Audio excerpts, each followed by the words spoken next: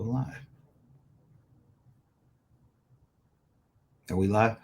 Yes, I we ain't getting are. a message yet. Anyway, I'm Brent Leary. I'm Paul Greenberg. And for the first time in 2023, we are the CRM Playaz. Yes, we are. And by the way, that little thing about are we live yet will be on our first blooper reel of 2023. That'll be the next new show. Are That's we right. Are we live yet? live? And then that will, of course, have Are We Alive Still will be the spinoff. Now I know we're alive because I just got the LinkedIn notification. So, Oh, and well, yeah, so here. now, yeah, we're live. But now we know we're live because for the first time in 2023, our moment is Finn. Whoa. Well, That's first, Hawaiian. Happy New Year, Sven. And I think I'm saying Hawaiian. Yeah, I think that's Hawaiian. Yeah, Hawaiian dialect. Laka laka, all that. Actually, Makahiki how haoli a aulakino. I do not have a good Hawaiian accent. that's easy for you to say. All right, Sven, Yeah, let us know if we're right because that would be cool to start the year off with a win. that's right. And Sven, we count on you when we really do. You are the opening to the show. It's a big burden because we're going to have a lot of shows. Yeah. So, Sven, vacations are out for you this year. At least for the first couple of minutes of every Thursday at 3 That's Eastern. right. If you're on vacation, you have to log in, even if you're snorkeling. So let us Right. know if we're right. I think we're right, but we actually need you to let us know. All right. Validation. It's a new year, 2023. Yes, it is. Started off really interesting though, with great holiday season and at the same time massive layoffs in the tech industry. And no Congress. Down eighth ballot failure coming up as we do this recording. But you know what? I believe later this month, it's an anniversary of sorts. Ours? Yeah. Remember? Wait, that's right. This would be what? 14. 14, I think. 14. Yeah. Hawaii. Happy New Year. Yeah, it's Okay. Hawaiian. Okay. So okay. Thank you, Finn. We're We we're on the roll. We're cooking with gas. Came up with a win here. No flights. Who is that? I don't know who are you, LinkedIn user? It's Bob Fagel. Another year of Bob not getting his security settings on LinkedIn. LinkedIn is weird, man. Hawaii. Okay, Hawaiian. 5-0. Thank you. There it is. All right. You looking forward to the new year? Yeah, actually, good health, except I've screwed up my shoulder somehow last night, so it's really sore over here.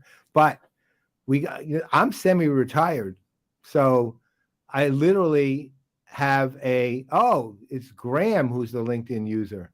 Ah. Okay, Graham, you got I can't say anything yet. We'll say it soon.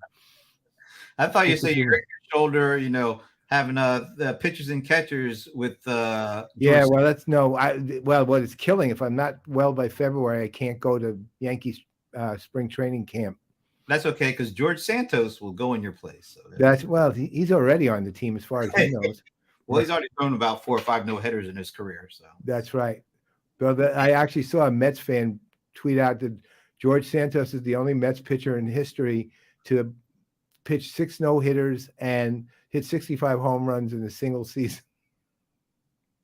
Not to mention score 30 touchdowns and throw 45 touchdown passes.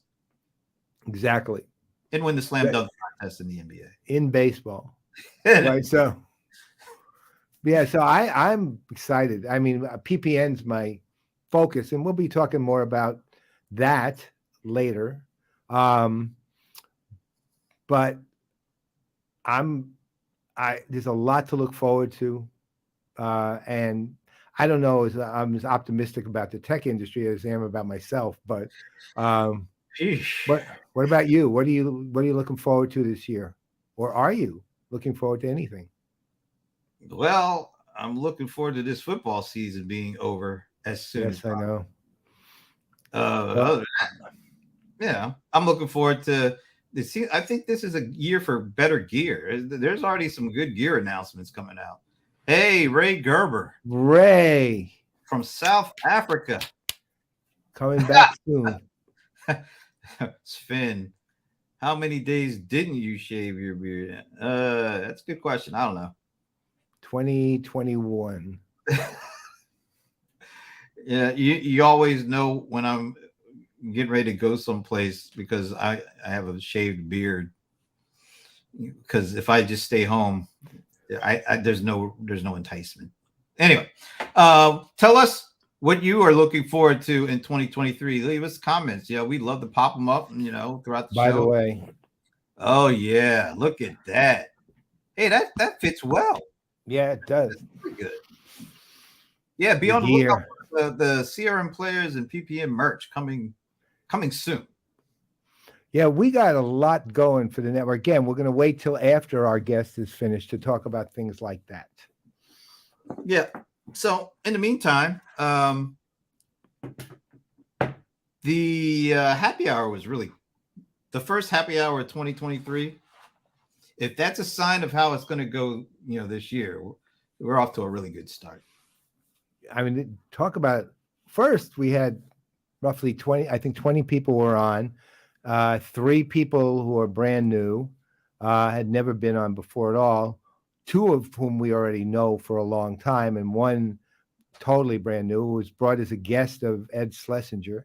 And so the variety of people was phenomenal. Well, let's address. Yeah, Ray, this is always recorded, so you have a good night. Thanks for staying up to say hello. Have a good night's sleep, and yeah, in the morning you can watch us. Yeah, it'll be available to you. Don't worry, Ray. We got your back. Yeah. Hey, Sahil. Oops, wait a minute. There you go. Hey, Sahil. Hey, Happy New Year, buddy. Good to see you. He's had some interesting changes to what he's doing too, which I'll let him tell us someday. Hey, Sahil, if you get an opportunity, come on to the most incredibly effervescent hour, which is what this year's happy hour is called. Wasn't Sven on yesterday? Yeah, he was. What are we asking He was about? on his Hate Google or something. Oh, okay. Yeah, well, yeah, we're here. We're here for you, Sven. And right back at you, Ray. Well, we'll see him soon. Ray will be back soon. Oh, hi, Tony. Oh, Wow. Helsinki. Wow. Welcome. Helsinki. Hey, Tony, That's what? cool. Tell us in the comments what you do. Tell us something about yourself. I have a thought, I'm guessing, but I'll wait till I see it. You have a thought about Helsinki? Well, I thought about what he may do, but I want to wait till I see it. I don't 9 wanna, p.m. in Deutschland. that's That's not wow. Bob, is it? No, it wasn't. I thought that was. I don't know. Wait a It's a minute. LinkedIn user. I don't know. Wait a minute. Wait a minute. I thought. Well, I will find out when he Let gets us on. know who you are, LinkedIn user. Hello, Rebecca. Happy New Year. Here. Happy Our- New Year to you and Patrick. Yes.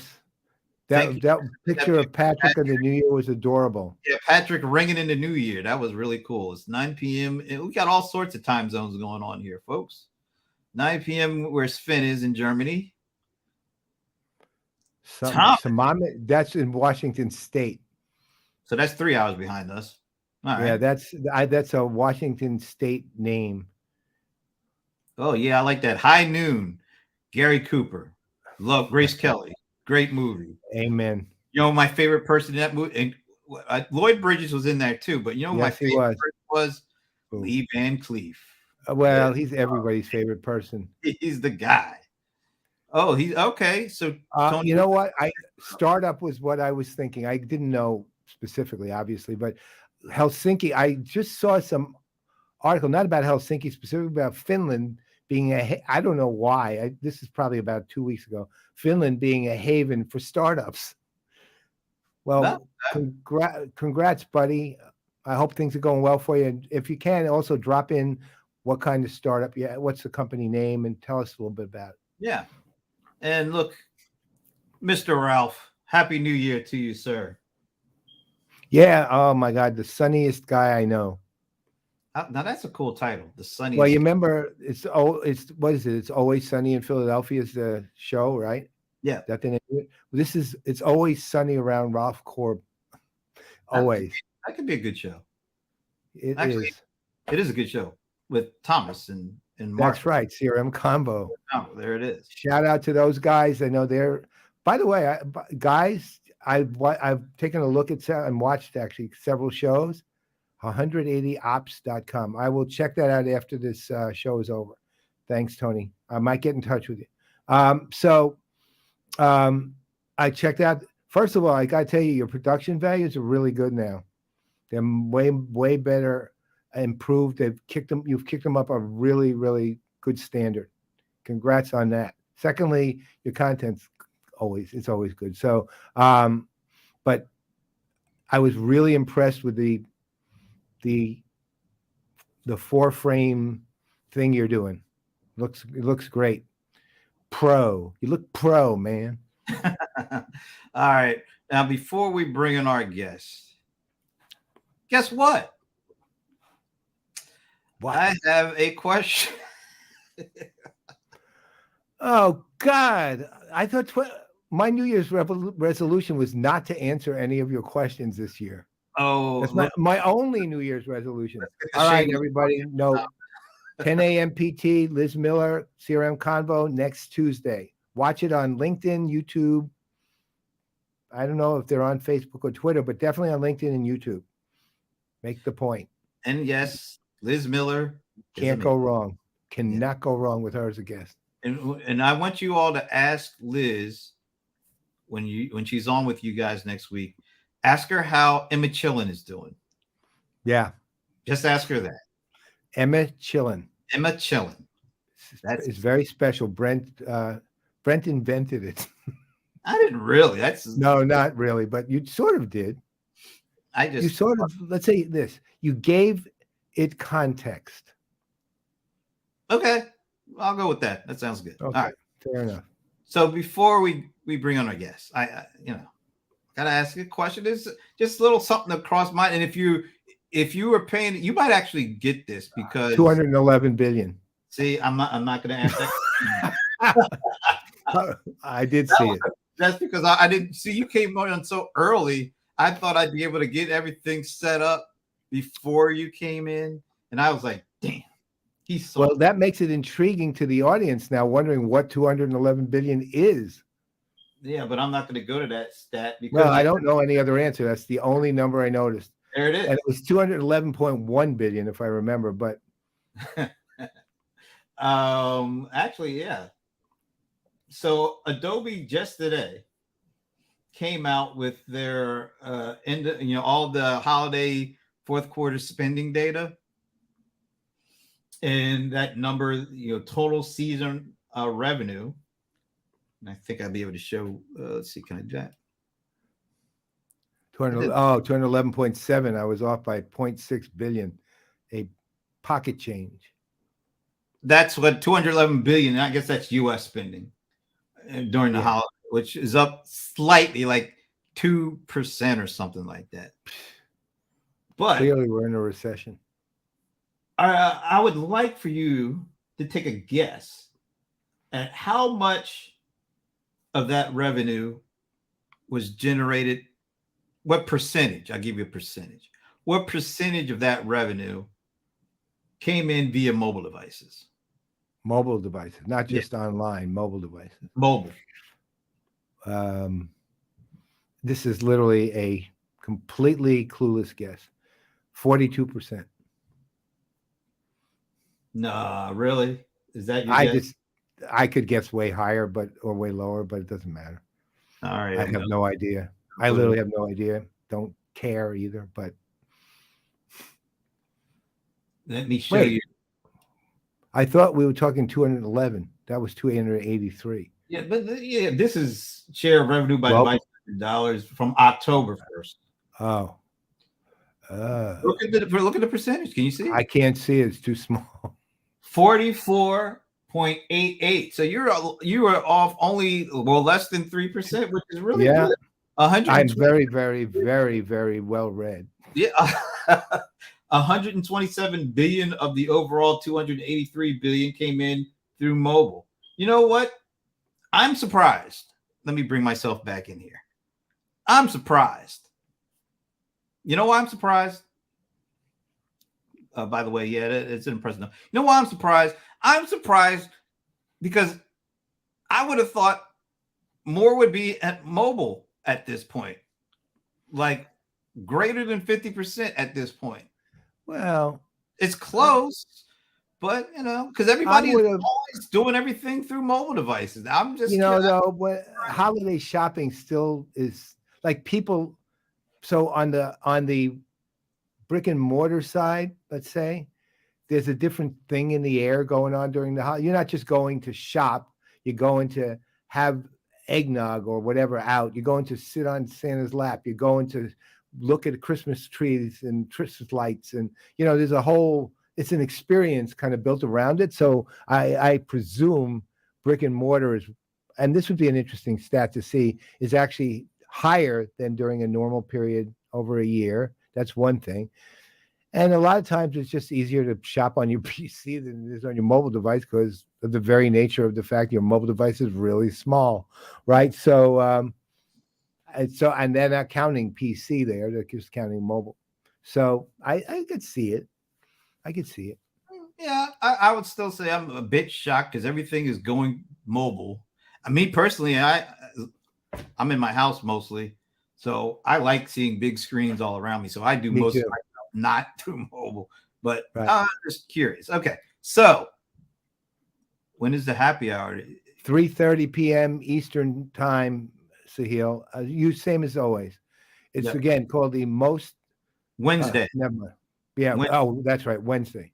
Same. Everything's the same, just except the name. yeah, which is what's the name of it again this year? I don't want to do it again.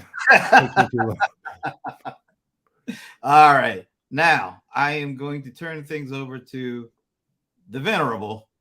Well, before I do that, what does Anand talk about? Holiday shopping. First of all, Happy New Year, Anand. Happy New Year on another player in residence, along with Rebecca Wedeman, on this very Yes. show. Oh, we're missing? We haven't heard from the latest one. Maybe he'll pop up. Who knows? Alan Berkson. Holiday shopping is like writing a paper. Need a large landscape to capture your ideas and formulate your. He's so strategic. I know.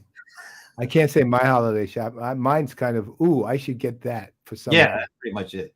That's how it kind of works. Yeah, for me. But so wait a minute before you do that. Okay. Because I want to. Did I say venerable? Did I make sure that get in? I want to make sure that got in. The venerable godfather of CRM, and now that we know CRM stands for Crumb Rubber Man. So you are the godfather of Crumb Rubber Manufacturing or manufacturer, whatever. Listen, I was there at the beginning when their mats were no bigger than 1x1. They were little baby mats. You were there at the beginning of Crumb Rubber Management. Is that yes? They used to have mats that were 1x1. Now they're a conglomerate. They've grown up. By the way, they have, and I'm so proud of them. Shout out to Michael Thomas for the very great image. He's a photographer. He's a professional. We got people should go look up Michael. What's his site address? Michael MW. We'll put it in show notes on the site. But you should actually check out his photography. He's fantastic. It's like NWT photography or something. Yeah, something like that. MWT. That's it. MWT. Try MWT photography. Yeah. Somebody try that while you're and then comment whether that worked, by the way. Yeah. All right. So let's get to it. Okay. I have known our guest for close to 20 years. I met him when we were both on the advisory board of the Venerable Customer Think years ago. right? Along with Silvana Bouillon and many others. This is Graham Hill. And let me tell you about Graham Hill. Graham is one of the most accomplished, intelligent, and highly opinionated with content, as opposed to just shooting mouth off, right? Highly opinionated with content human beings I have ever met in any endeavor anywhere. His specialty has been CRM, CX, he's customer, things that are customer facing. Graham's, he's had years of experience on large projects over time. I think he would, we can talk more about this when he gets on. I believe he would take one, I think this has changed, but he used to take one project a year and just stay with it the whole year. And these were big, like, BT and some of the other larger organizations in Europe. Graham is also, his thinking, which is based a lot around service, service design and the works of Vargo and Lush and many other thinkers. He's actually taken what they do forward. Just to give you an example, about it's probably 2 years now, maybe a little longer, he ran a series on LinkedIn where he was saying, he would ask a question with basically a sort of paper napkin-like drawing about CX. And it led for what might have been the best discussion on CX I've seen, period, ever. The discussions, I mean, you had the self-serving idiots who always get on those discussions, but in general, discussion was intelligent. It was forward thinking. It was anticipatory of where things are going. At the same time, very practical in terms of how to think and what to do when it comes to not just implementation, but all kinds of specific answers to the questions he was asking.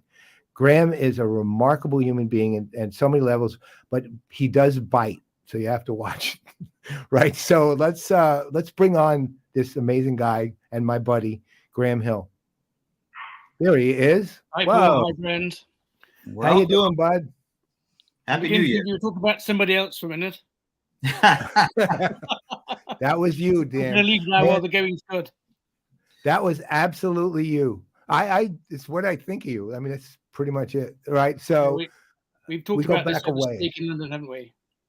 So, I mean, why don't you tell, since you're kind of a first-time guest, really, why don't you tell people a little about your history? Because your history is really different than most and actually amazing. Yeah, okay, fine. So I did a piece of work, I did a bid a little while ago for a trading company in the UK. And I was bidding as an individual against Accenture and Merkel for a big piece of work around data enablement. So what do we do with our data? How do we make money out of it? And I won the pitch in the end, and I did the work for London North East Railways. But my pitch was that I've had 30 clients over 30 years. Your description around one client, major client a year, and those are household names. Those are companies like Ford Motor Company, Lufthansa, American Airlines, British Telecom, O2, all those big household names. So what I do is I help them to transform their businesses, basically. I work on large transformational projects, which is where these sort of things get carried out. It's usually driven by technology. Today it's driven by data and AI as well. But it's all those other things in addition to technologies where I focus, rather than just on the technology itself. So what would be, like, picking a project, any one of the 30 really what would be sort of the, let's say how would a project like that actually look? Okay, let's one of the most amazing companies I ever worked with, a company that I've learnt more from than from every other company put together, was Toyota. So I originally went to do a 3 months worth of work in Toyota Europe, which is based in Brussels, together with Toyota Deutschland, Toyota Germany, which is only half an hour from where I live. And my job was to look at how they could start a program around what they call repurchase marketing. So you've already got a car. How can we get you to buy another car and insure it and finance it from Toyota at the right point of time in the life cycle? So I went there to start doing that piece of work, and a year later I was still there. And then we were looking to redesign the loyalty program and redesign their customer experience program. And then a couple of years later, I was working for the Toyota Bank just over the road. And then I became head of CRM, an interim role, while I found a replacement for the person who'd left. In the end, I said, I've done all this work. I've worked with the main car company. I've worked with restructuring fleet. I've worked with Toyota Finance. Ran some pretty amazing campaigns that had a 35% response rate. So 35% of everybody we talked to bought a car, insured the car, and financed it in Toyota for a total of about €50, about $50 of cost.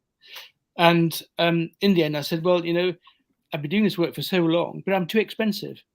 I need to replace myself with an employee. So I found my replacement, then I left. I'd been there since 2003 to 2008. Wow. That's a lot of 3 months. Not a typical example, but it's it's a good example of how things tend to work out. All right, so let's go to a different place, because the other thing that look, we've known each other a long time. We've had many a dinner at Steakhouse at Grosvenor House. So one of the things that always, I'll say always, I guess impacts me. Look, I don't, to be honest, there's a lot. How would I put this? There's a lot of people out there I don't pay attention to, right? I mean, it's not like I think they're stupid. I don't, but I just see something. I think it's just another kind of either pro forma or trope or something that's just been there, done that, and they're just effectively reorganizing it in some way for their own benefit, and that's fine. Again, I don't hold any animus. I just don't listen. You're different in that regard, because the thing is, with you, you've had a really interesting take on what CX really is versus what the tropes are.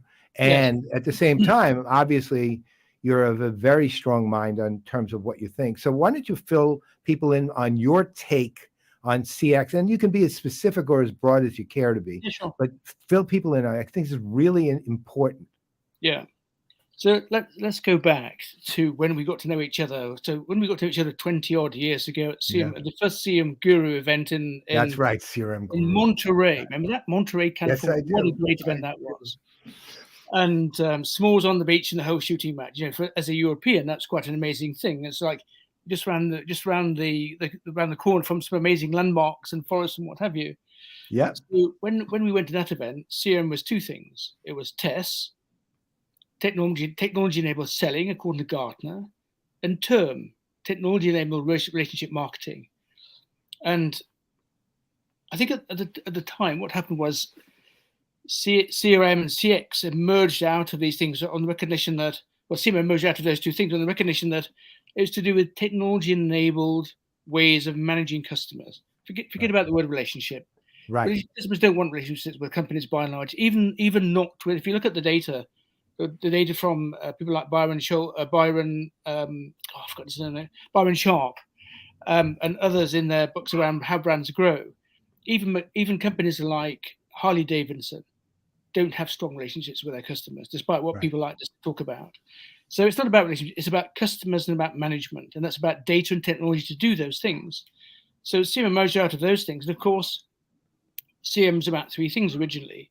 It's about marketing, generating demand, sales, closing demand, and service, the things you do afterwards when you've already got the customer's money that we don't want to spend money on at all if we can avoid it.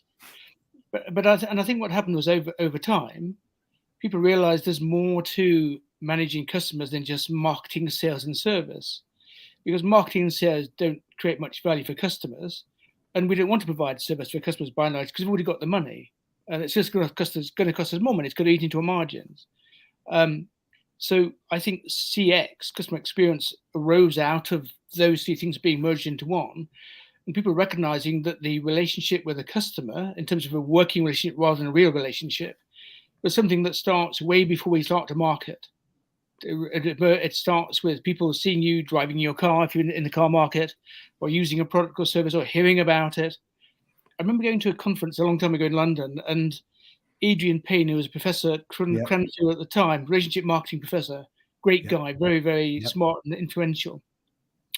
he asked the audience a question. And the question was, hold your hand up, anybody who'd referred Virgin Atlantic to another customer.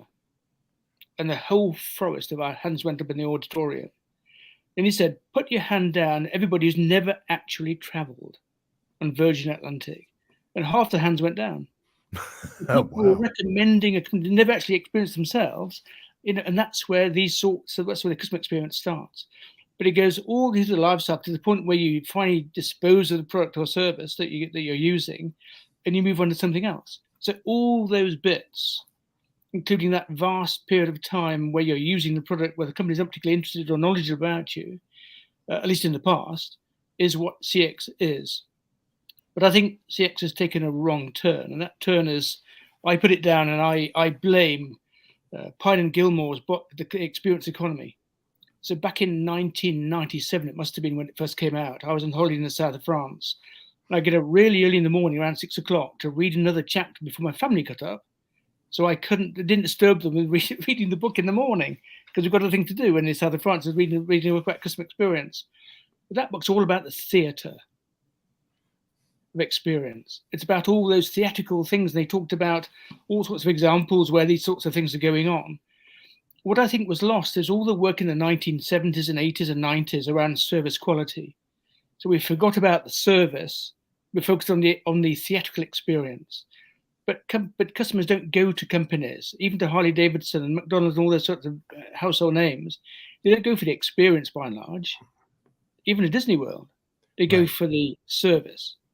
So focus on the service, get the service right. Use all what we noticed in the 1970s, 80s, and 90s in service quality. There's loads of books on the topic.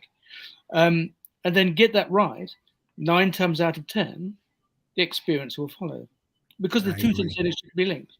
So I think a lot of stuff around CX has gone wrong recently, because they're focused on memories and creating theatrical experiences, and they've forgotten about the service. And that's what customers go for. Focus on the service, everything else will follow. All right. So one of the things that I know you're a big advocate for, and so am I, which is jobs to be done. I mean, I'm right there with you on it completely, which goes to the heart of what you just said too. Absolutely. But I think there's probably a decent amount of people listening in who don't really know that much. Can you kind of get into it a little bit? And yeah, of course. Yeah. So it's actually really quite easy if you think about it. So we've all got stuff we want to get done. I want to get something to eat while I'm traveling. I want to take a plane trip to go and see relatives or go to work, or at least in the olden days. So we all have jobs to be done, but we don't have the resources to do them ourselves. So what do? We interact with companies to get access to their resources, to make bookings for flights, to identify where the nearest restaurant is when you're traveling, whatever it may well be. And those interactions provide us with the resources to get our jobs done, to get our flight, to get our meal on the way, to do something else, whatever's irrelevant to us. We know what good looks like. We know what our desired outcomes are. And those sequences of interactions are the customer's journey. But that's the customer's journey. Companies have different journeys. So if I'm a retail bank and I'm selling credit cards, I'm going to have a credit card onboarding journey. It's a pathway. I think about company pathways and customer journeys, and those things interact whenever you interact with each other. Then there's a point of interaction between the two and a point of friction potentially. So companies design pathways. Here's your credit card onboarding journey. Here's the things we want you to do to onboard you as a credit card user. But companies have their own journeys, and that might not be the same thing. And they might not be interested. They might go elsewhere. They might go backwards, and they might pop out for a while and stop, and then come back later, or not come back at all. They might abandon things. So we have jobs to be done. We know what good looks like. We interact with others, with companies to get access to resources to help us get our jobs done. Those sequences of interactions are the customer's journey. Yep. Company equivalent is the product pathways or company pathways. And this is where we have the evolution of CRM and CX, I think, into real-time interaction management. So how can I optimize my interaction with you right now, the one you're doing right now? But our team tends to be focused on the now and forgets the past and doesn't really think about the future, isn't really interested in the future. So we have journey orchestration, and people like Ray Gerber knows more about that than I've ever learned. Well, it's forgotten more about it than I know about in my lifetime. Me too. So we have journey orchestration to knit all those interactions into a coherent journey that helps the customers get their jobs done and companies get their jobs done. And of course, we're now starting to wrap meaningful conversations around those things, what we might call conversational commerce. That's not necessarily chatbots, but it's actually recognizing that if I'm going to orchestrate your interactions in your journey, that's quite a dry thing. Yeah. Not very conversational, not very meaningful for customers. So we need to become a little bit more human in our interactions. Yep. That's where we get conversational commerce from. So we see the evolution from CRM to CX through RTM into journey orchestration onto conversational commerce. All right. So now I'm going to see if you agree with me or not on this. And this kind of goes again to the heart of everything you've just talked about. So I've been a huge advocate of, let's say, mocking the idea that you have to delight a customer all the time as a strategy. And that, in fact, given to the point of jobs to be done, a customer's purpose for interacting you isn't to be ecstatic. It's to get something they need, right? Because they have something they have to do. And then you're important to that. Why is this so hard, Paul? Why do we not understand? If you look at all the research, look at people like Roland Russ. So Roland Russ wrote, who's a very well-known service marketing professor, wrote a series of articles and a few years ago around delight. And delight needs two things. It needs surprise. You're not going to be delighted if you know what's coming. And it needs over-delivery. So I can manufacture surprise, or the next time around we come to the same thing, you might think, where's my delight? Where's my, whatever last time? But if I continuously over-deliver, I raise the expectation of what I'm going to get next time around. And if I don't get it, what am I going to be? I'm going to be disappointed. Exactly. And then people like Steve Varga, you mentioned before. So Varga wrote a paper in 1987 from memory, and that looked at this, what's called a zone of tolerance. So the idea that we have a minimal acceptable level of service and a maximum expected level, and in between is a zone of tolerance. It belongs in that, so then somewhere. But okay, if you over deliver, you may actually create dissatisfaction in customers, just as much as under delivering. So, if you're going to delight customers, do it for specific purposes. Do it at random sometimes. Exactly. Occasionally. It's not a strategy. It's not a viable strategy. It just isn't. What I'm looking at always, and I've said this from the day I entered CRM, actually, which was, the way I've always simplified it was, if a customer likes you and continue to like you, they'll continue to do business with you. If they don't, they won't. Yes. But what that leads to is not delight. It says, you know what you need to do? Keep the ordinary ordinary. Make sure the things the customer expects as a matter of course don't go wrong. They go right, and make it convenient and easy for the customer. That's your objective. Make it convenient and for the customer so they can get whatever job they got to do done, and then get the hell out and go do whatever else they want to do with their life. And above all, you go back to the service quality research in the 90s, and the 5 elements in the rater model. The R is reliability. If you want to satisfy your customers, make your service reliable. The same in and out every time, no unnecessary changes. You know what it's like when you go into a shop and they've changed all the aisles around. You're thinking, what the hell? Where's the things? I wanted a packet of paper. Where is it? I can't find anything anymore. So keep things reliable, and that's the foundation to creating good service that people will come back for. You can do other things to make things more interesting. Actually, you raised a really important point when you're talking about when you see the same person.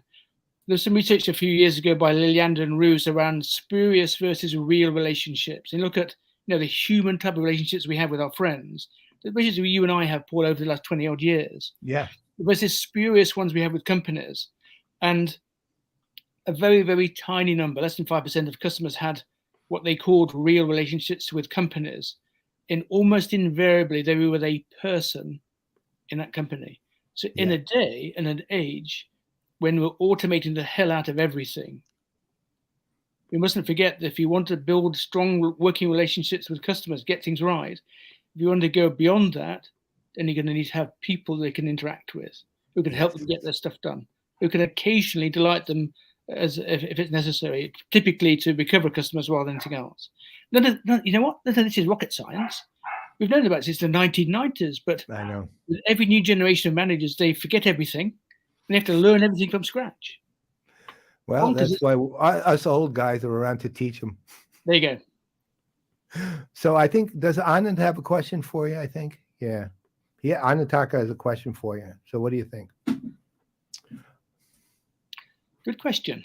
Obviously, it depends on the industry you're working in. Let's take airlines. So I spent a little while ago working with a major European airline, looking at service innovation. If I want to create differentiation, and premium, then I've got to get the basics right first. So that service element is the foundation. If you don't get the service right, you're not in business for very long. Certainly not as a service company like an airline.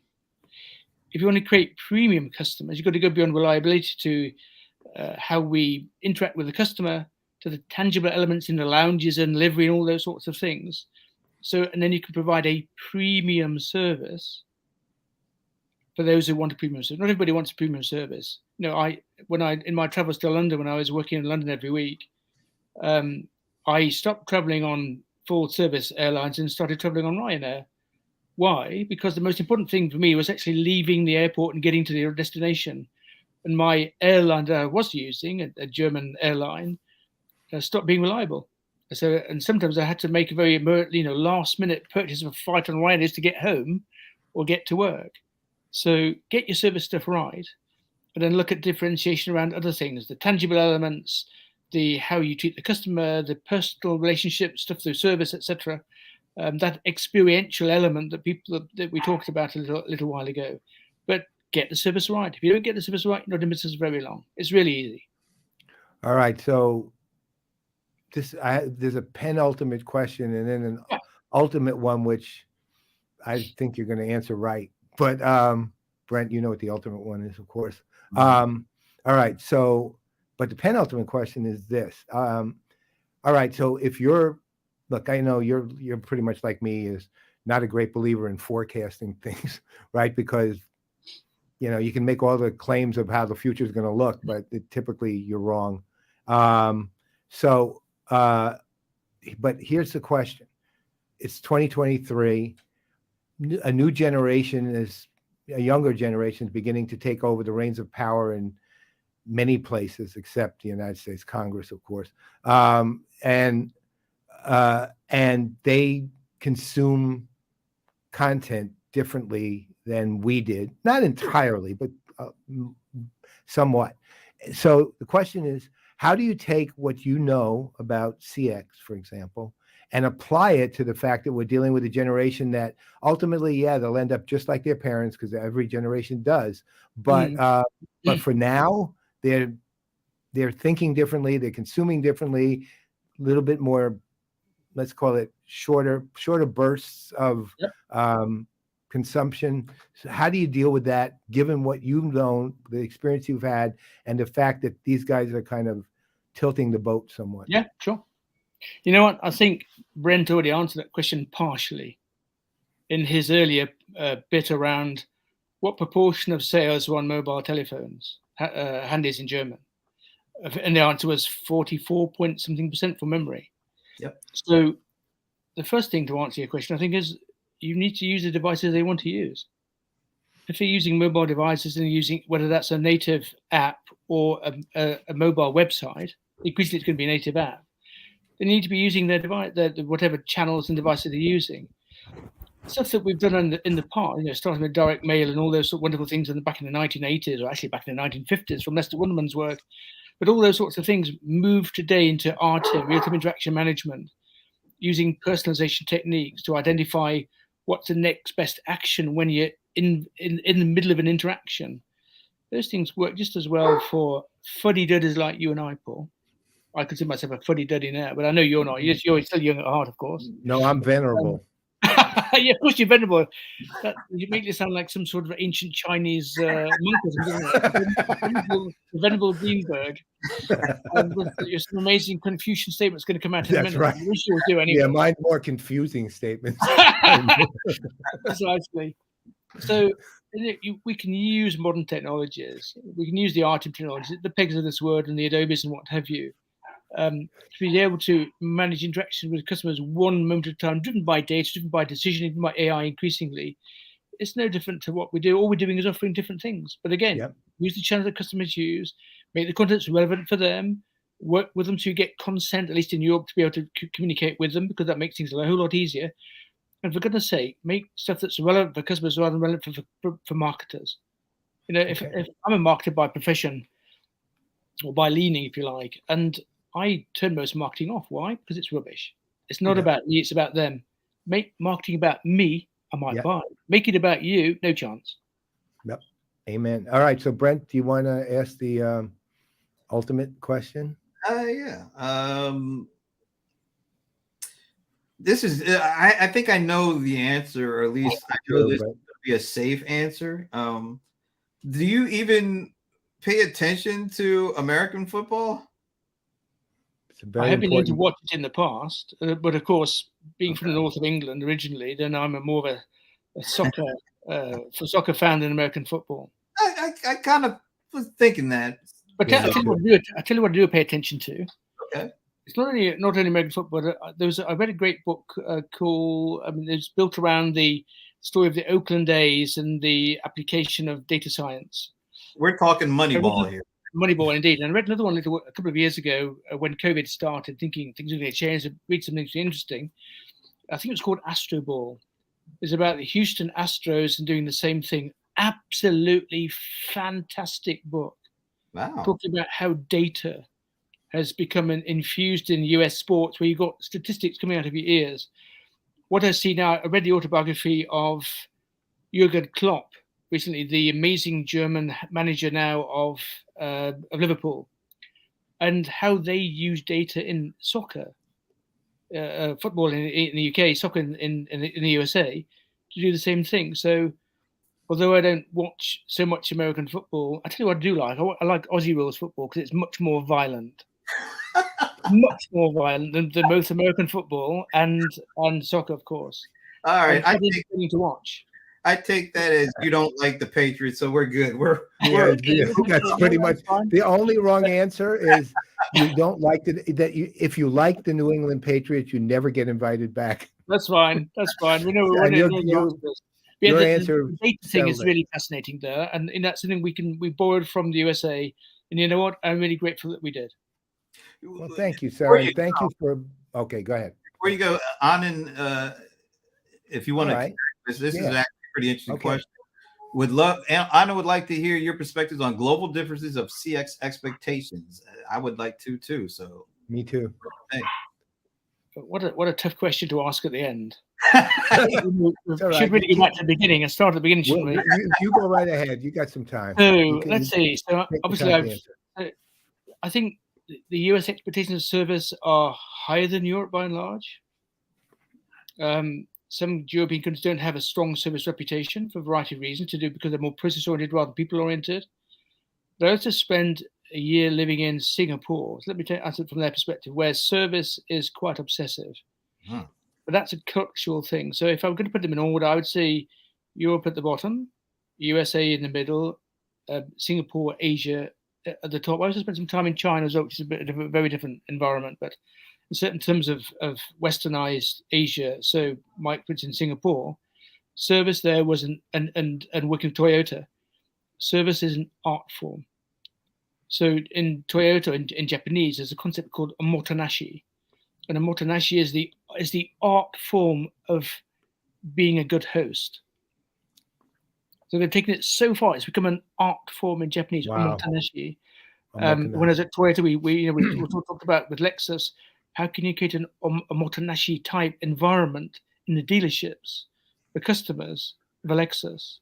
No other manufacturer I've worked with is even thinking anywhere close to that. So yeah, Asia Pac at the top, USA in the middle, quite close, Europe trailing in the background. Thank you. Perfect. I hope that answers your question, and anyway. Yeah, that's great. And because it sounds to me like it's cultural and it's baked into the culture of at least the Asia Pac. And if it's not cultural, it sounds like it can be very tough to get good at it. If the technology we use is only emulating the cultures we would otherwise use to serve people. all it is a replacement. So Yeah. the service culture from Asia, from Japan, or from Singapore is going to be replicated in technology they use to deliver service. Yeah. All right. Cool. Well, thank you, sir. Yeah. No, Thank you you. had you didn't like the Patriots, so this has been a great conference. It's been absolutely off the charts, really. This is like Well, a catch-22 question, isn't it? Either you're right, or you're wrong and you're right, or you're right and you're wrong. yeah. Well, But you were right. You were right. So we will be talking more, as you well I know know, we and will. yes, And I look forward to that. Thanks for making time. I know it's late over there, but we appreciate My you. pleasure. really It's been an appreciate it. It absolute was pleasure to talk to wonderful. you again. All right, my friend. Care, sir. Ciao, ciao. Bye. That was great. That was fun. Wasn't he is terrific. I tell you, I've known him 20 years. It's funny. I was thinking while we were talking about other people we've known. There's Naris Ichambadi, who used to run Quero, and now he's the head of IT strategy or something for Universal Music, right? I mean, it's like Silvano was there. I mean, this whole team of people who have stayed in touch, at some level over the years. And Graham and Silvana and I think are the two I've stayed in touch with, the two of them by far the most. And I just love Graham because his insights are really, they're insights with a lot of experience behind them, but he's also able to elevate them to something you get. You can understand what he's talking about. And and the insights are always very, not only useful, but they're practical, if you know what I mean. Meaning there's a playbook element to them that are really important. And Graham's one of me that if I'm picking leading thinkers in CX, and he's right up there at the top. No, I appreciate that. It isn't just a bunch of words. No, well, you can see he's very, very engaging speaker, right? Yeah, the conversation. A lot of engaging speakers, but it's beyond the words. It's the experiences, and it's the deep thought behind those words that I really appreciate. That's great. We'll definitely have to have more. I'm surprised it took 2023. That's all right. There's things to talk about. So I wanted to end on this because okay. you kind of touched on it, and maybe people are still around if you have some thoughts. Salesforce announced 8,000 people getting laid off. Amazon, I think it's like 17,000. Is this a sign, or is this as bad as it's going to get, do you think? I think let's say this. I think it will continue. I don't think it's as bad as it's going to get. But at the same time, look, on the one hand, the companies we're hearing about are big companies and they're making big layoffs. There are companies that are big companies making smaller sets of layoffs that I can speak to, that I know occurred, a few hundred as opposed to say thousands. There are small companies making cost efficiency cuts, right? So those are all going on now. And, despite the fact, to be perfectly honest, I really am not very happy about the way Salesforce did this. But Mark did say something which was, I think, at least right. But let's say had a causal impact on the layoffs themselves, which is that he said, look, demand for what we do is tightening. It's not as robust as it was. We overhired. Again, the overhiring part I'm putting aside. It's the fact that demand is tightening. And I think, for the first time in a while, it's tightening in the tech industry where it hasn't, despite the rest of the world doing dramatically, either imploding or at least shrinking. Tech has always been kind of isolated from that and all it was doing was growing at a lesser rate. I think now that tightening of demand has hit the tech industry and it's shaking it up. And I think there will be more. I don't know if they'll be as dramatic as Salesforce or Amazon or even Oracle's was a few months ago, but I don't think this is as bad as it's going to get. I don't think it's going to get like horrifically. I don't believe we're going to go into a recession, but I'm not an economist either. So that's what I think. I mean, what do you think? No, I thought you were retiring, going into semi-retirement to become a semi-economist. So No, I've always been a secret economist. I just didn't tell anyone okay. or ever said anything about the economics.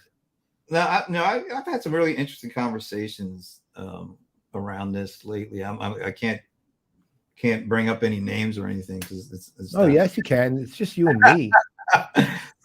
But I think, and I'm a bit. This is a general thought, a general kind of surprise, or maybe I don't know if that's the right word or not. But when the pandemic hit, changes were forced. People's behaviors and the way they did things, the confusion. That's Graham. That's Graham. Well, it's better to be the Confucian economist than the confusion economist. Yeah. There's a lot of what I see out there. Yeah. But the CE. I Like think the OG. Yeah, I think there, when everything shut down and you couldn't go to the store, so people had to shop more online for regular stuff, and that presented a dramatic and overnight acceleration into you needed to have a digital transformation. You had to be able to engage with customers directly. So like you said, people were buying all sorts of platforms, all sorts of technology, but that was always just an anomaly. It wasn't that pace could not keep up. That you couldn't expect this kind of increase to happen to continue. As the pandemic ran on, things were accelerating, but not at the same level. And it just feels like you people and the big companies included, they brought on so many people to kind of handle that, but it just doesn't feel like what the plan was really, I don't know, well thought out or whatever for when things go back to being open. And because you can't, I mean, Amazon, I think, what do they hire like 500,000 people over 2 years or something? Yeah. She's, and that was when things were like this. Things couldn't continue like this. When they started going like that, things were going to have to change dramatically. And I think we're seeing that now, and it's very unfortunate. But is it unforeseen? I think it had to happen, which is really bad. But I don't think there's a way around it. The reality is people are trying to, at this point, I think, look, the other thing is just on a pure standpoint of how people invested during COVID, aside from personnel, there was obviously on the tech sector, there was a huge need for technology. And remember, even buy a camera or a webcam or microphones, you couldn't get any because they're all just gone, Yeah, exactly. Well, that and when you've got these big tech companies building out systems to support some form of health initiative, either with a government or general, create a database for COVID or try to do some good by providing systems that they're creating. There's a big cost to that, to those companies.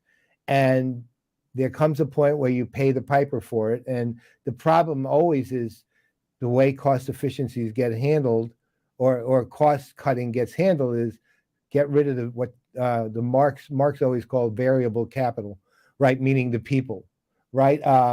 Not the fixed capital, meaning the goods and the goods.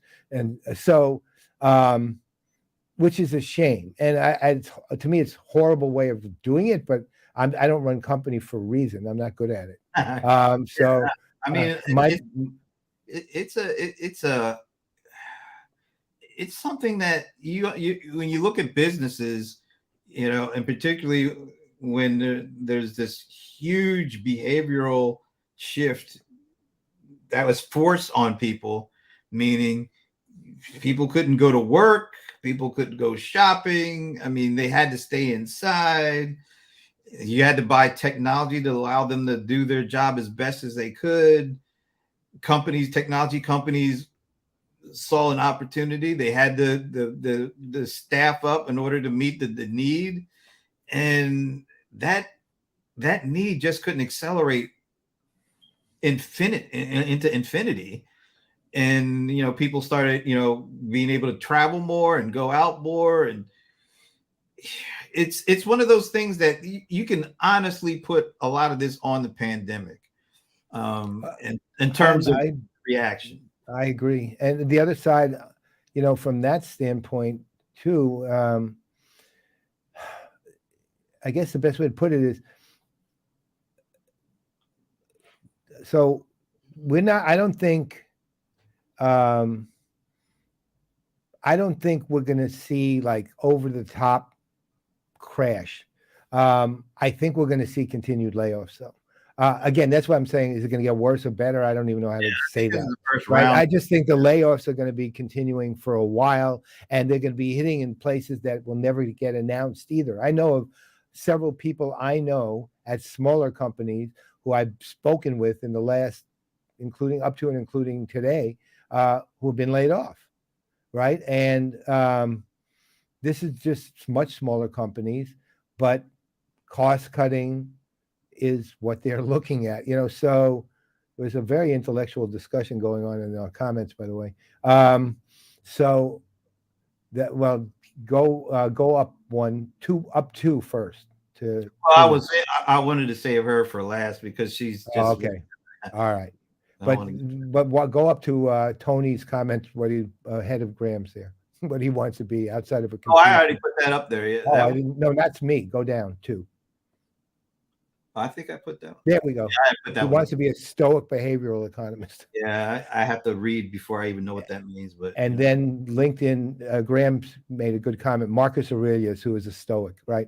He was a Roman Stoic. He was actually I don't know if he's called the father of Stoicism or not, but he's somewhere in the pantheon of Stoic.